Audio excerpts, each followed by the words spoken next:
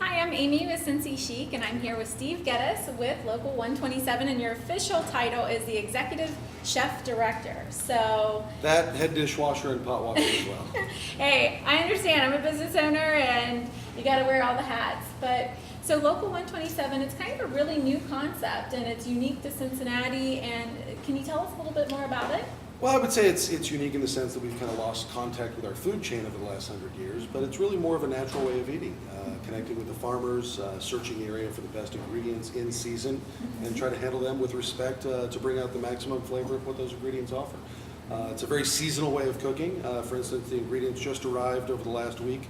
We just got fresh cherries, fresh apricots, all from northern Ohio up by the lakes. We just got some fresh blueberries in.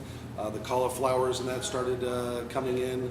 The snow peas, the English peas, asparagus we've already gone through the season. Yeah. And you know, it's exciting because everything changes as the weather and the season goes through the year. And you actually use them, like you said, at the optimal time, so that brings out the right flavors. Well, we also try to preserve some of these. We'll make pickles or jams or jellies, and this allows us to have things in the middle of winter that we would normally have in the spring or the summer. That's great. We still are just finishing up our okra pickles from last year, for instance. Well, that's good. Yeah, that's great. And you have relationships with local farmers too, which I thought was really great, about 50 or 60 or so? Yeah, well, we try to keep it, Local 127 is our address, and we wanted to start here, and we search as close to this address as possible for all our ingredients. We know that certain things are not available, so we try to buy from a local purveyor. Salt, spices, certain seafood items we have to bring in from out of the local area.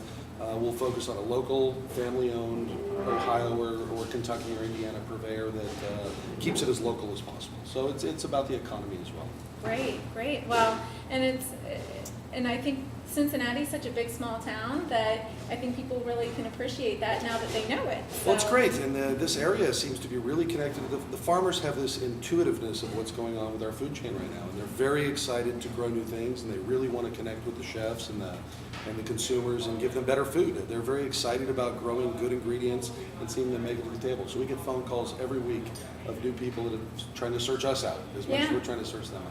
Great. And also another unique thing that you do is you do classes here, so people can learn from you and learn the trades and learn how you make things happen, bringing things to the table. So some of the classes are cooking, and that's around lunchtime on Saturdays, right? Yeah, we have 3 distinct classes, and normally they start at 1 o'clock on Saturdays. Okay. We'll have wine appreciation and wine tasting classes, little food and wine pairing, wine tasting 101. Great.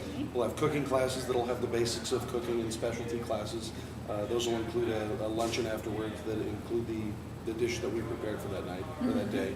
And then we also have mixology and spirit classes by Josh Durr, who's one of our mixology consultants that comes in every month and does some fun classes for us here and at the Party Source. Great. I've heard some really, really good things about those classes, and you know the drinks here are a whole nother webcast that we could do because they're craft. Well, we're actually looking at using some of these ingredients in some of our cocktails right now. So we're coming up with a little apricot puree to make something a little sour of some sort, or maybe make some kind of a macerated blueberry liqueur of some sort.